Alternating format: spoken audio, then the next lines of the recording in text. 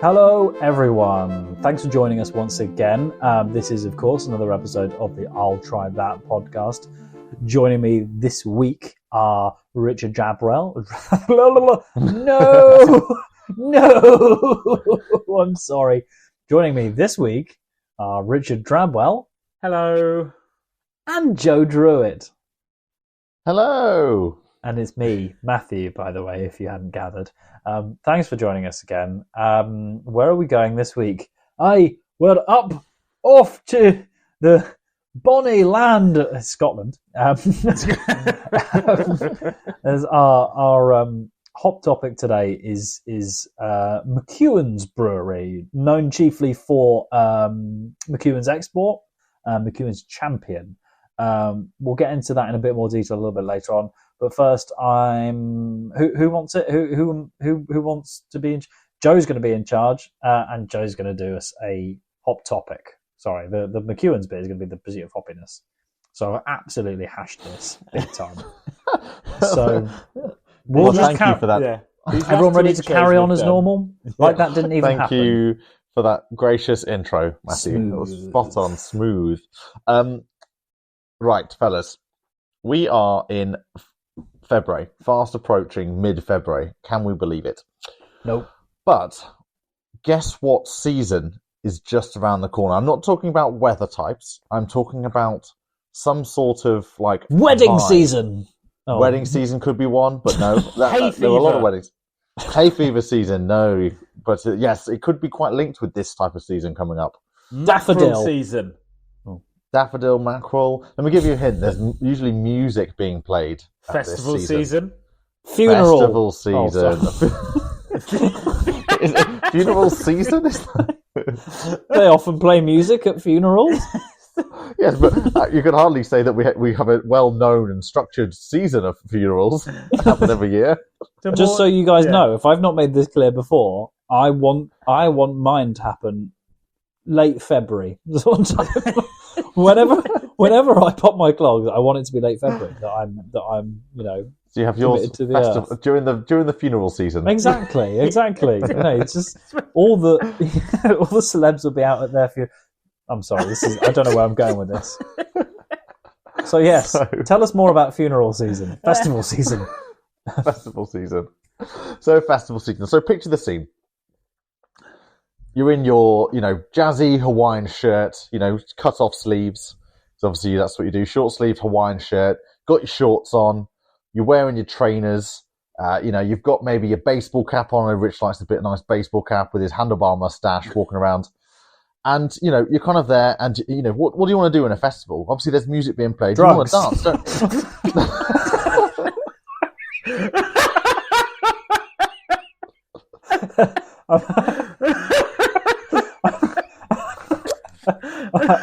I'm sorry.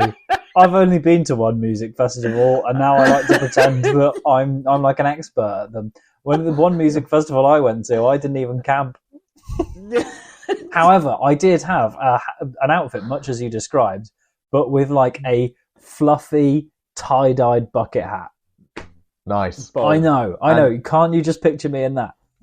So when you were wearing your tie-dye bucket hat and all your festival attire, and the music was blaring and pumping, and all the girls were trying to like just leap on me, yeah, yeah, and you were kind of dancing around. What was the situation with your hands when you're holding your alcoholic beverage, predominantly a beer, obviously? Yeah, I was doing this and drenching myself to a certain extent, as in holding your hands up in the air. Like the beginning of the YMCA dance, I was Nice. holding them up here, and as a result, I had to have a sip of each of them. I wasn't always a double parked. I was sometimes holding one for my other half. But you have to hold up there, and if you want a boogie like that, not that this is how you do it, you end up getting drenched like that. Oh, well, so it doesn't sound. And what about you, Drabs? Is this a similar experience to you at festivals as well, with holding your beer? No, because As more of a veteran than me. Because I'm just such a legend, I just down them. Right. So, because, right. I thought you could say, feel as such a legend, I just have a queue of people offering to hold it for me. So what with your very great answers, we're basically tiptoeing around the point. that there is a bit of an issue here that you Yes. don't you want to dance, you want to either you feel like you need to down your beer because you want to get on, you need to get on and do it. It's a bit awkward holding your beer walking around a festival, right? Well, I have the thing for you guys. It's the beer lanyard. Oh, okay. It is a lanyard that you put around your neck, like you wear like with your little name tag on, but it has a little like rubber Little cup. like kind of circle, and you put your beer glass inside this rubber thing. It goes, the lanyard's around your neck, and there you go, hands-free beer holding Okay, yeah. No, while so you're walking around your festival. For me, this is a shut up and take my money situation. Because also, I'd like to have that at like sports events. You gotta do a bit of clapping, or applauding, Clapping that your sort of hands. thing, and you can pop it there.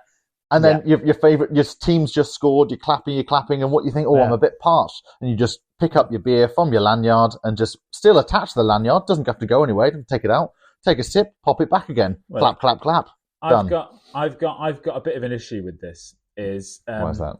I'm quite into. You don't have a neck.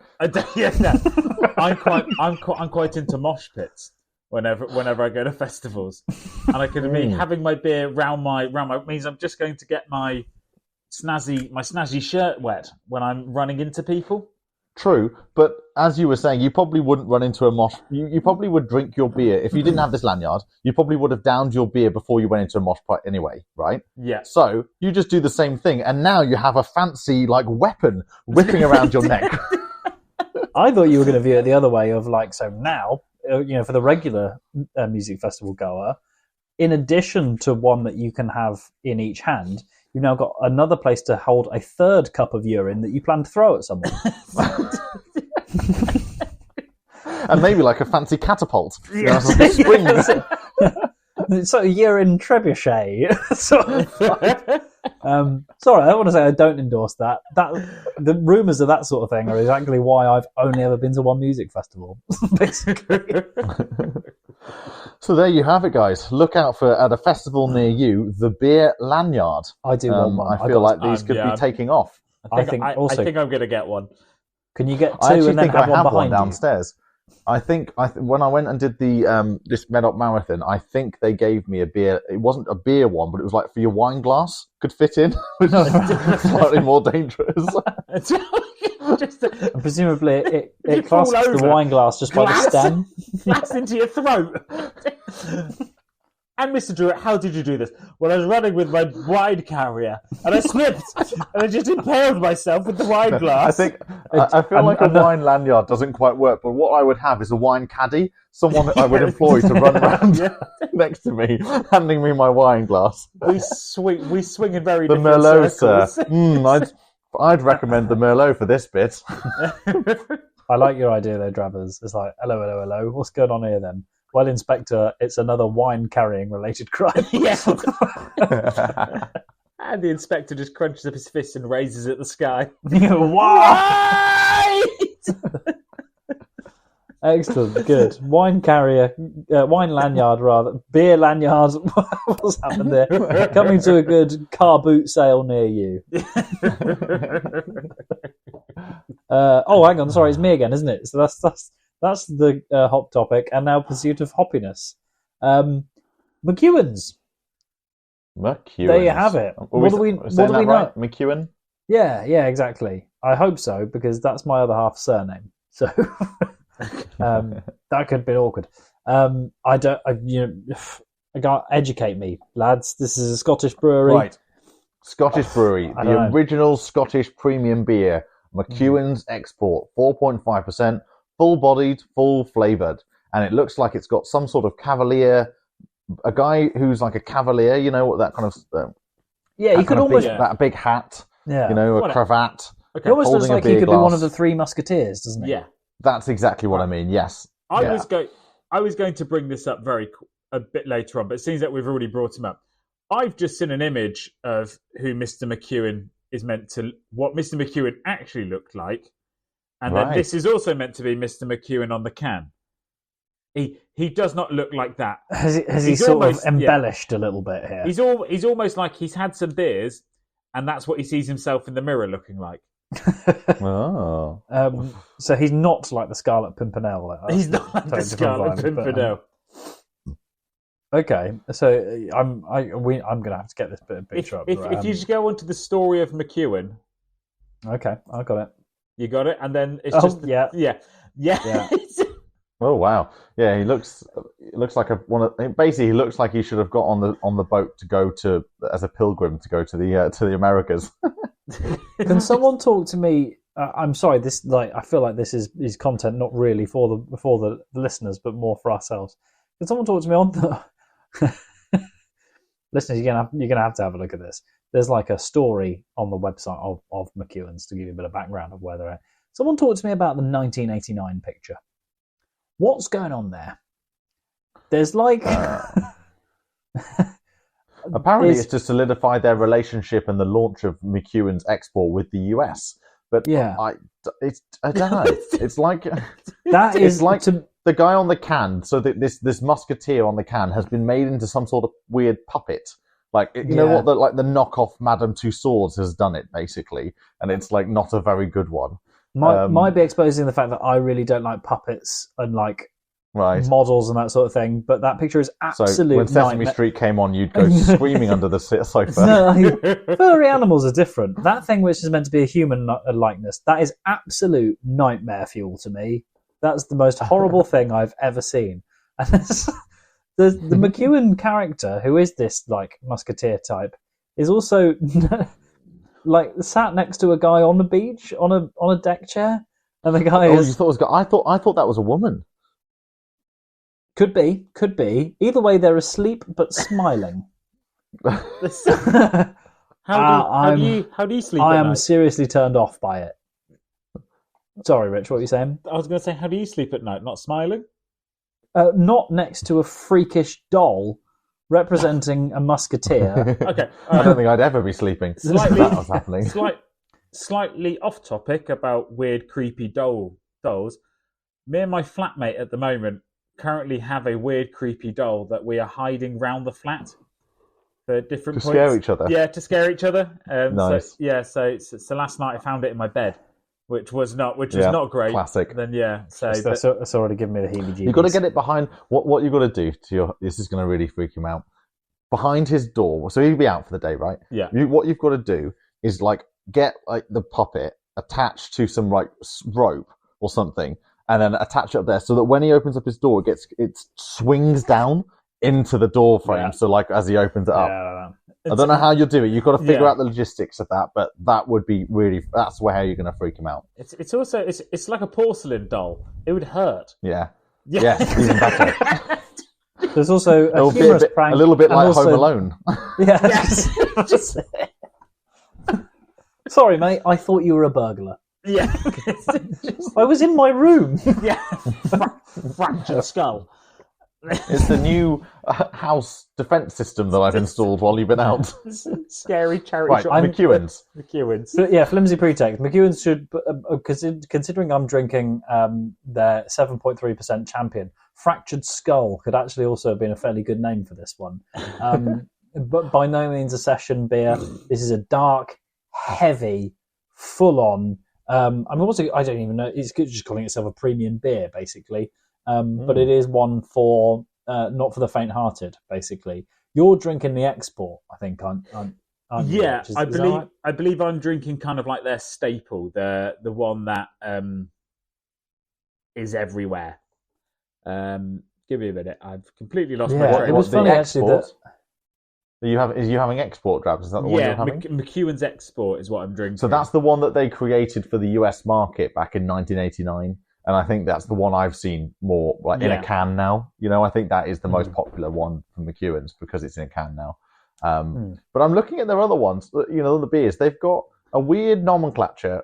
Is that nomenclature is the right word, right? Of how to pronounce it, of like naming for these. So I'm looking at McEwan's 80, which is their original heavy, which is the one which cost 80 shillings back in the day. Oh, that's why it's 80. And it was the choice of the McEwan's brewery workers, right? They've got a McEwan 70, which is in duty. The taxman charged a duty in shillings on each hogshead, 54 gallons of beer, depending on its strength. So the stronger the beer, the more he levied, right? So that's why it's called 70, okay? And then there's 60, which is they're a slightly lighter one, but still, it's still like a red ale, basically. So yeah, I just thought that was interesting. I'd never seen a, 80, 70, 60, and it's all to do with the amount of tax back in the 1900s that they got, cool. Which is quite cool, isn't it? It's the sort of thing that... Oh, go on, mate. No, I was going to say, I was just almost looking at the tagline of the 80, which is the famous heavy, but I just don't think I've ever been excited when somebody said that drink's really heavy. Sort of thing. Well, no, it's talking about the Scottish beer, the Wee Heavy, which is a really popular beer, like type. It's like calling it an IPA or something. It's the Wee Heavy. The Wee Heavy. That's their version. Oh, of it. Okay. We haven't done a Wee Heavy yet, but Wee Heavy is like really popular up in Scotland as like a traditional Scottish beer. Basically. Oh, okay. Because actually, that's the other thing. Champion is partially so named because sounded unwieldy. Scotland's favourite bottled beer. I think, to be fair, I glazed over it a little bit just to say it's a bit full on, but it has been really, really popular. This is one of those, as I said, is an episode we were talking about recently. Quite a full-bodied, of course it is, fruity, and it's got a good level of sweetness as well. So actually, the way I described it before is actually just being, heavy, full-on beer. I don't think it doesn't really taste like 7.3%, but right. I think you know about it before long. But it's very dark, and actually it is one that I would describe as heavy. And I know what you mean, Rich, in terms of if someone describes a drink as heavy, depending on your particular scenario, you probably don't reach for it straight away. I do avoid a heavy. That's it. And it also puts me in mind of one of those, was it Beer 52 that used to do those beer packages, and you could choose between a light and a dark. I mean, this would obviously come in your dark category, and I think there is, I can't speak for everyone, but I often think that the standard these days is lots of people are looking for a lighter beer. This is a darker, heavier option. But to me, then it just strikes me as the one you have in winter, basically. But it is solid for that because we are in early February. It's actually sat down with me quite nicely on my late Saturday evening. I'll tell you how you know this is a Scottish brewery, because they have two beers that are referred to as Scotch ales. So they have a Scotch ale, which is, as you'd imagine, a Scottish ale, which is hilarious because I've never actually had a Scotch ale before, but I'd definitely try it. I always just assume it's got whiskey in it, but that's obviously not the case. So I think of Scotch, I think of whiskey, but it's just how powerful that's Scotch not how they do their eggs. So I'd imagine. Oh, yes, isn't surely a Scotch ale has just got meat and batter around the outside. Sorry, it's funny. I'd love to have these. I've never tried them and see how they're different they are. I will just make a side note that the marketer of McEwan's has invented a word called magnificent. I don't know if you've heard this. We've seen this. It's plastered literally everywhere over their website, and I'm getting a bit bored of it. Look, so apparently, sorry. So it's a play on the word magnificent. Yeah, but if you create something that great, you've really got to put it everywhere. You can't just one-off it. The That's guy true. when let me tell you if you think this is enough. Magnificent is our middle name. Magnificent by nature. Magnificent brew. Magnificent site.